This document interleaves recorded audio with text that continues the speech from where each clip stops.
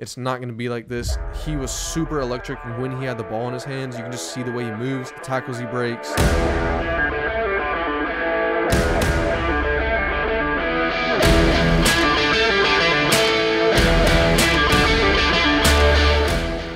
What's up, fantasy football friends? Today we're going to be wrapping up the Thursday night football game. As well, we're going to be going into our sleepers and busts for the weekend. But first, we have some news. Always, man. So, guys, a lot of news going around. Always keep an eye on your lineups, especially from Saturday to Sunday morning. You don't want to miss injuries, guys, key players, stuff like that. So, starting off in the AFC East, Breece Hall, your boy, and Dalvin Cook are both good to go. I expect to see Breece Hall on a bit of a pitch count to start the season. Obviously, game one will show a lot of that against Buffalo on Monday night. Something to keep an eye on for both of those guys if you're owners of either of them. Moving to Miami, Waddle is off the injury report. Good things for him. Terron Armstead, the starting left tackle, is out. I talked about that a little earlier, guys. That could hurt Tua. We'll have to see. Mike McDaniel likes to get the ball out fast, scheme up some things. You got Tyreek and Waddle, the two fastest receivers in the league, so we'll see how much that affects him. Ramondre, guys, questionable with the illness, expected to play. So Ramondre Stevenson, guys, if he's healthy, you're putting him in your lineup. AFC West, Jerry Jeudy is questionable. Apparently, it's up to him whether he plays or not, which is really interesting. I've never heard that before from a player. But, guys, if he misses, Sutton and Mims are certainly going to go up. I'm more confident starting Cortland Sutton than I am Marvin Mims if you have to. Javonte Williams, according to Sean Payton, is going to play a big role in this game. Surprising to hear, but very encouraging if you're a Javonte Williams owner. If you took that risk on him, good for you. AFC South, guys. John Mechie's out with a hamstring injury. A lot of hamstring injuries going around. Titus Howard, their right tackle's on IR now. Kenyon Green is out for the season. Their second year guard. So, guys, a lot of offensive line troubles. Not good for CJ Stroud. Not good for Dameon Pierce. On an offense that we already expected not to do very much. Traylon Burks and DeAndre Hopkins for the Titans are both off the injury report. Very good things for Tennessee there. Moving to the AFC North, quick news. Mark Andrews is questionable with the quad injury. You know, number 2 tight end consensus-wise. If he's playing, throw him in your lineup. Don't be scared. Pick up Isaiah Likely. He's a very talented player. We've seen him put up points when he fills in for Mark Andrews. Moving over to the NFC, in the Western Division, Kenneth Walker, guys, full go, so I'm confident starting him. JSN is set to play. I'm kind of in the middle on him in terms of what I expect. I would rather sit him on my bench personally to start. If you're a guy that's confident in him, I think this could be a slaughter against the Rams. I think Seattle's going to light up that scoreboard, so he could get some touches. George Kittle, another tight end, guys, questionable, so definitely keep an eye on that against the Steelers. Kittle's a guy we've seen struggle with injuries throughout his career. Something to keep an eye on, guys, if you're a George Kittle owner. Van Jefferson is the number 1 going into this weekend. Cup could go on IR,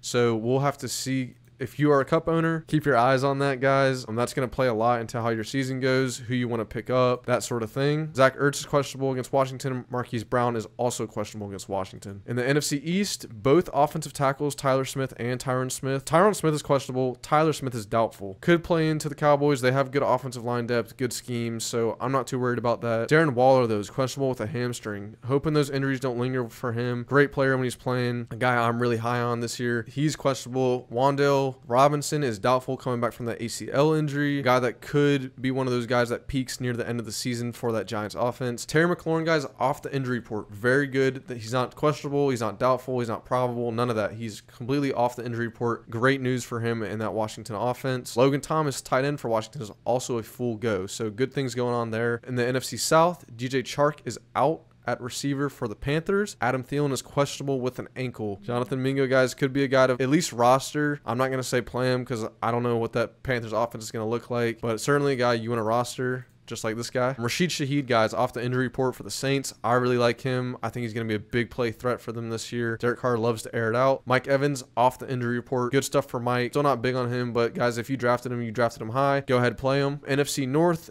Dobbs is questionable, and Watson is out with a hamstring injury. So, guys, Jayden Reed, Luke Musgrave, and those 2 running backs, Aaron Jones and A.J. Dillon, look for them to get extra touches. And ending us off, T.J. Hawkinson is off the injury report with that back injury. So, he's a full go. He will be in your lineup. So, moving on to an interesting Thursday night game. Odd to watch. The Kansas City Chiefs don't seem clueless a lot on offense, and this was one of the times that they did. I think it's good news for Kels owners, honestly. Yeah. Like, he's competing with sacks of potatoes for targets this year. We're looking at you, Sky Moore, and Kadarius Toney. At least Toney was getting targets. He's trash. And like dropping him. Sky Moore wasn't even getting targets. So I don't know which one's worse, honestly. Sky Moore was out there he ran the most routes out of those guys. 45 snaps.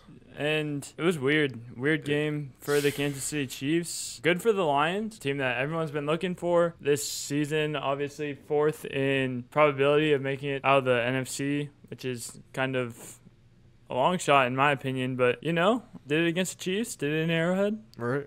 Yeah, I mean, they didn't have Travis Kelce, and obviously that offense is going to sputter a little bit. I don't think, as you said, we expected it to look like it did. To go in there to Arrowhead and win that game is big for them. I liked what I saw out of Jared Goff a lot. I thought he did really well under pressure, delivered some dot. That's not going to reflect in his completion percentage. He looked really good under pressure, stayed in there, threw some great passes. Amon-Ra was a beast, I think, as we all expected. He looked great. He had an ankle injury last week, but 94% of the snaps, 6 receptions, 71 yards and a touchdown. Like that's just what he does, guys. 9 targets. Like he's gonna be the alpha in that offense. I had him ranked as my number 5 wide receiver, a guy I really like. The entire, like, I'm ecstatic about him. Unfortunately, I don't have any shares of him, but guys, he's gonna be electric in your lineup all season. Low target competition in terms of other receivers. I will throw a shout out to Josh Reynolds. I think he could be a solid waiver wire pickup already. We know Jameson Williams is out the first 6 weeks. Josh Reynolds is a guy that has a pass connection with Jared Goff playing at the Rams together. He's efficient with his touches. He's not going to see a lot of receptions, but when he does, I feel like he gets good yardage. Obviously, last night, 4 receptions, 80 yards. Sam Laporta,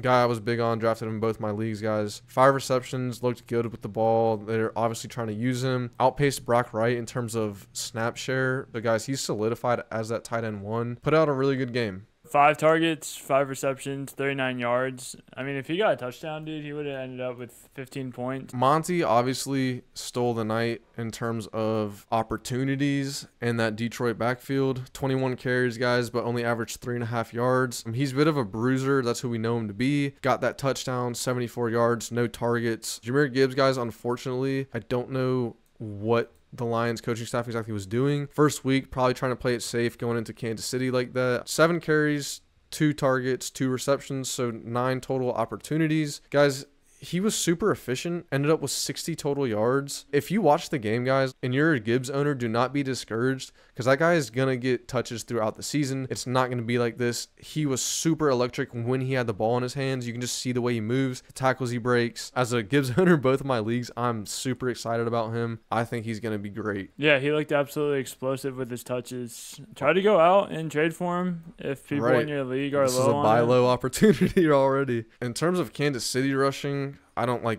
anything I saw. Pacheco averaged 2.9 yards. Edwards-Helaire 3.7.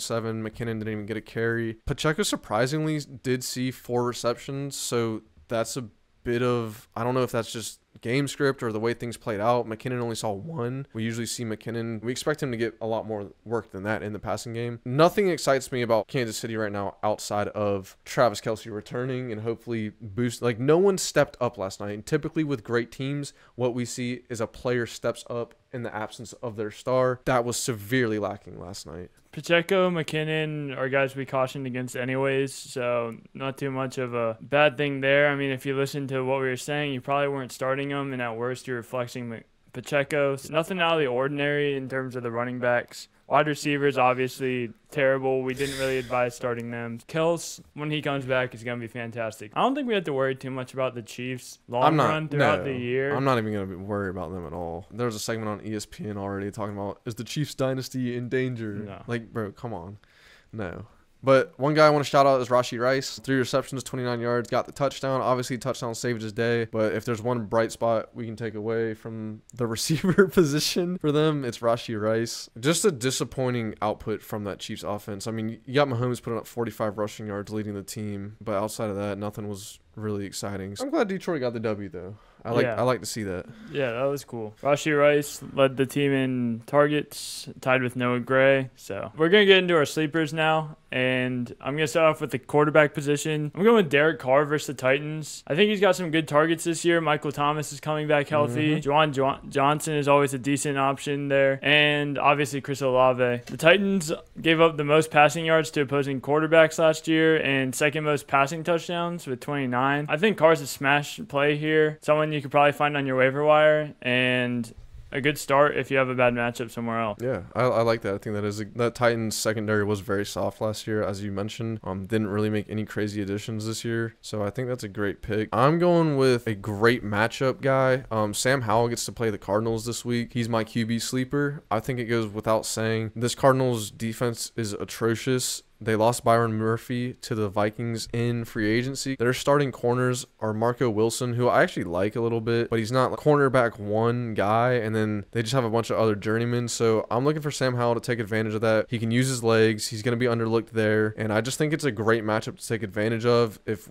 your top guy, you don't like the matchup for whatever reason, I think he's a guy you can plug and play and expect points out of. So my running back sleeper is going to be Raheem the Dream Mostert versus the Los Angeles Chargers. Mustard. The Chargers are a defense that always gives it up against running backs, 5th most rushing yards last year, 11th most touchdowns. And a lot of those plays are chunk plays. It seems like our defense is doing good throughout the game, and then all of a sudden we give up a couple chunk plays. And that's really where running backs get a lot of their production against us. He's an efficient runner, speedster, so someone that's bound for a big play once every game if he gets enough touches. 5.9 yards per carry last year, pretty efficient. I like Mustard as a start here in the running back position. Yeah, if he can stay healthy too throughout the year, he'll be good. I'm going with the running back sleeper. I'm going right back to the Washington Cardinals game. Brian Robinson, he was not uber efficient last year, but he's now over a year removed from that shooting injury, that incident that happened in the offseason last year. I think they're going to pound the ball against the Cardinals. I think Washington's going to want to kind of display what they have this year with Bieniemy and this new offense, and I don't think there's any better matchup to do it to start out than the Cardinals, who are just probably the sorriest team in the NFL. But I think Robinson guys could get upwards of 20 carries. They like using him. Rivera likes to pound the ball. Gibson is obviously going to see some targets, probably going to see close to 10 rushes. But Robinson, I can see him getting that touchdown. They want him to get pay dirt. They like him on the goal line. Was not super efficient last year, but I expect that to go up. Like I said, removed from that injury. I think he gets great opportunity. I think he has a great matchup. Guy, I would be confident in flexing if you drafted him. Wide receiver, I'm going with Adam Thielen versus the Atlanta Falcons. Wide receiver 1 right now in Carolina. Veteran guy, experience. He's going to be quarterback friendly for Bryce Young. And Atlanta gave up the 8th most passing touchdowns last year. Adam Thielen's a guy who consistently sees the end zone throughout his career, so I think he has that touchdown upside as well. Can expect to see 6-7 receptions from him if it goes correctly. At worst, probably 4. He's going to be pretty well targeted. I like Adam Thielen in this matchup as a sleeper. If you listen to the injury news earlier, Dobbs is questionable. We already know that Christian Watson's out for this week against the Bears. So, guys, I have a deep wide receiver sleeper for you. Jayden Reed, the rookie out of Michigan State. He's going to operate in the slot and on the outside, so he's a very versatile player,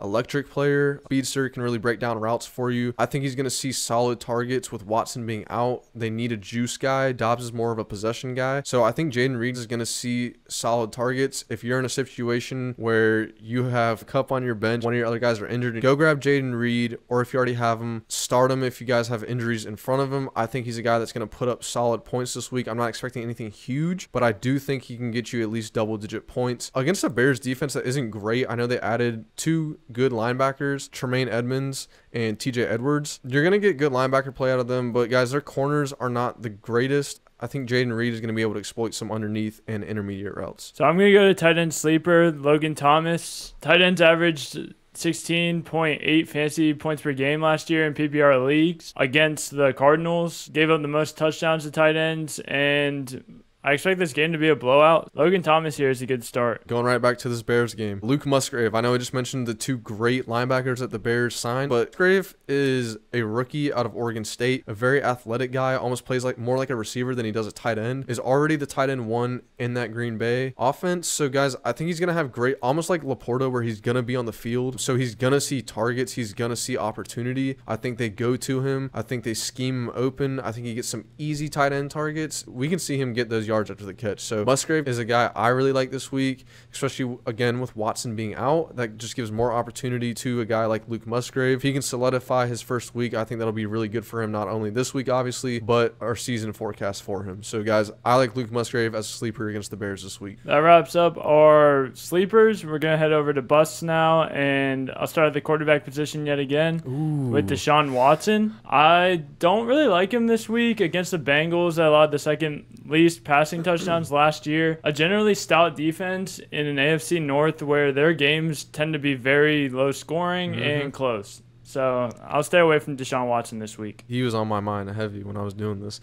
Guys, I'm giving you a juicy one. Josh Allen on Monday night against the Jets. Last year, he did not do well in the passing department, really saved his days, had 2 rushing touchdowns and 80-plus yards the first matchup and had another touchdown in the second matchup rushing. He only had 2 passing touchdowns under 400 yards and 2 picks. If that Jets offense is even better, they're going to have the ball more. Allen's going to have less opportunity. I don't think he's going to score like 10 points or something. It's still Josh Allen. But for the expectations we have for him, the top 5 quarterback week in and week out, if not top 3. I don't think we're going to see that 25, 30 point ceiling. I think we're going to see closer to 16, 18, 20, 22, somewhere in there. That's my, bold prediction bust for you guys this week. That's a game that I don't expect to be as high scoring as most people. My running back bust is going to be James Conner. A lot of his playability comes from his ability to be a workhorse. He's getting all the touches and he's going to have touchdown upside. He's not extraordinarily explosive or overly athletic, so you don't see a lot of those explosive runs that you would in someone like a Mostert.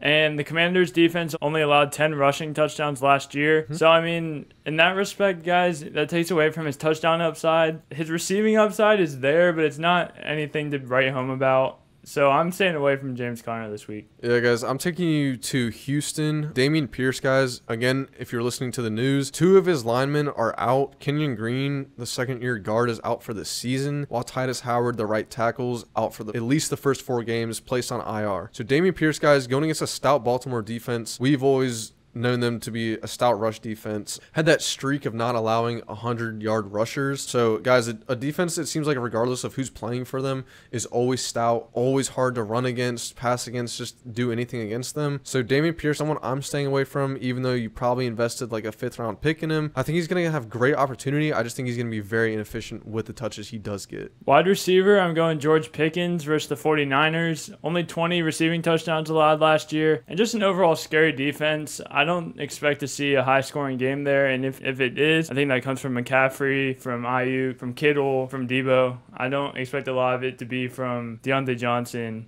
and George Pickens. So I'm honestly staying away from Pickens this week. I think that you can feel safe in sitting him on your bench and sliding someone else in there. That Niners defense got a whole lot scarier after they got that Bosa situation figured out too. Something to take note of, certainly. I'm a Najee Harris owner, and my outlook went way down for this week after he signed that. But guys, I'm taking you to Indy. Michael Pittman is my wide receiver bust for this week. Not a huge name, not someone that probably got highly invested on your team, but a guy that you were probably looking to flex. I think Jacksonville's going to run away with this game. Again, AFC South games seem to be really weird. Never know how they're going to play out. Never can understand who's going to win. But I think Jacksonville just comes out of the gates, really controls this game, controls the ball. So I don't think Pittman's going to see as many opportunities as we would like. And guys, Anthony Richardson is in his first game as a pro. I just think he's going to struggle against that Jacksonville defense, who I think is going to be improved. He's going to see a lot of Tyson Campbell, guys, really underrated corner in the NFL. So Michael Pittman, guys, my bust. I don't think he's going to be efficient. I think season long, though, we can see him have some boom games, but this week I really don't like him. Tight end, I'm going Hunter Henry versus the Eagles.